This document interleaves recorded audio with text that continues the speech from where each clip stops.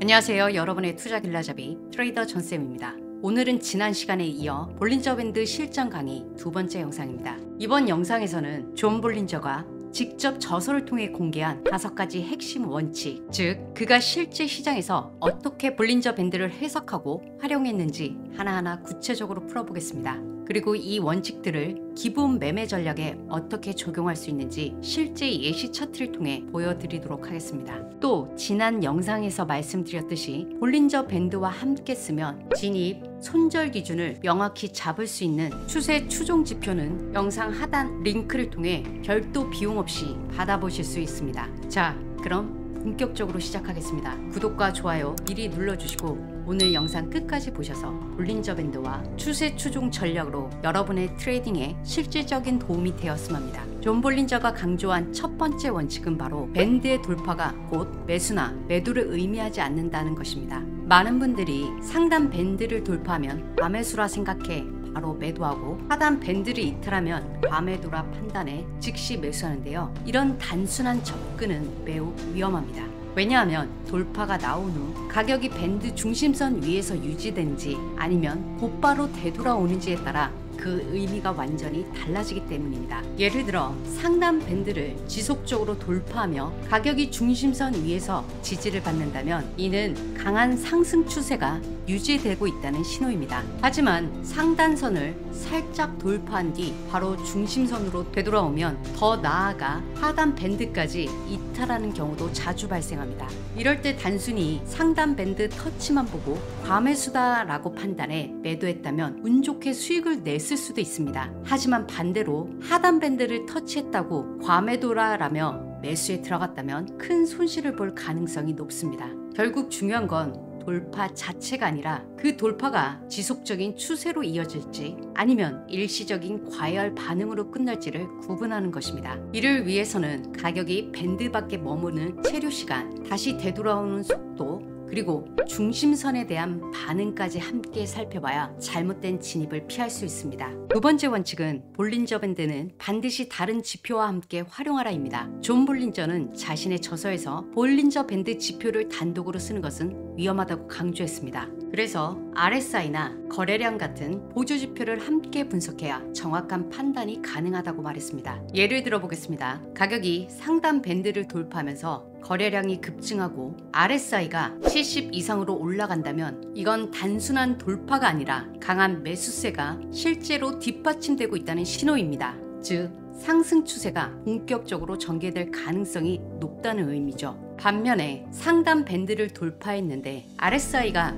여전히 중심선 부근이고 거래량도 평소와 비슷하다면 이건 일시적인 돌파, 즉 가짜 신호일 확률이 높습니다. 실제로 이런 경우엔 잠시 상단 밴드를 넘어섰다가 곧바로 중심선 아래로 되돌아가면서 추세를 유지하지 못하고 하락하는 모습이 자주 나타납니다. 이런 돌파를 믿고 매수에 진입하면 결국 불필요한 손절로 이어질 수 있습니다. 반대로 가격이 하단 밴드를 이탈할 때 거래량이 급증하고 RSI가 30 이하로 떨어진다면 이건 완전히 다른 시그널입니다. 첫째, 매도세가 강하게 작용하고 있다는 의미. 둘째, 하락 추세가 본격적으로 진행될 가능성을 보여줍니다. 즉, 이런 구간에서는 당분간 가격이 하락세를 이어가며 낙폭이 유지될 가능성이 높다는 거죠. 결국 볼린저 밴드는 거래량이나 RSI와 같은 다른 지표와 함께 볼 때 진짜 돌파와 가짜 돌파를 구분할 수 있습니다. 이 차이점을 알아야 불필요한 손절을 피하고 정확한 타이밍에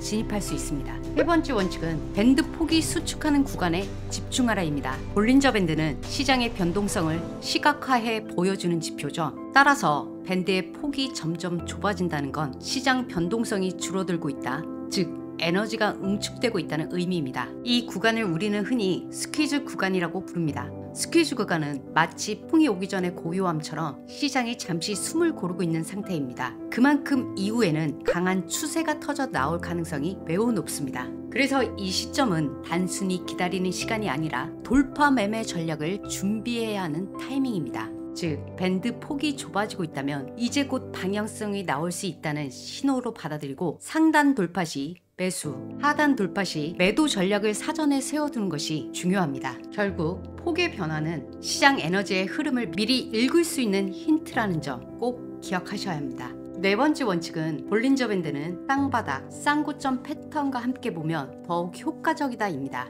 특히 존 볼린저는 두 번째 저점이나 고점이 밴드의 내부에서 형성될 때 그 패턴의 신뢰도가 훨씬 높아진다고 강조했습니다. 예를 들어 보겠습니다. 상승 추세 중에 쌍봉으로 보이는 구간이 있습니다. 여기서 두 번째 고점이 상단 밴드를 돌파한 상태라면 이건 단순한 반전 신호가 아니라 오히려 상승 추세가 더 강하게 이어질 가능성이 높습니다. 반대로 하락 추세에서 쌍바닥 패턴이 만들어진 구간을 볼까요? 첫 번째 저점은 밴드 안에서 형성됐지만 두 번째 저점이 하단 밴드를 이탈한 채 형성됐다면 이건 아직 하락 압력이 강하다는 신호입니다. 결국 반등하지 못하고 추가 하락세로 이어질 가능성이 크죠. 즉 쌍바닥과 쌍봉 패턴을 해석할 때는 두 번째 저점이나 고점이 밴드 안에 있는지 밖에 있는지를 반드시 확인해야 합니다. 마지막 다섯 번째 원칙입니다. 볼린저 밴드는 미래를 예측하는 도구가 아닙니다. 존 볼린저는 자신의 저서에서 이 지표를 마치 예언서처럼 맹신하는 것을 강하게 경계했습니다. 그가 강조한 핵심은 단 하나.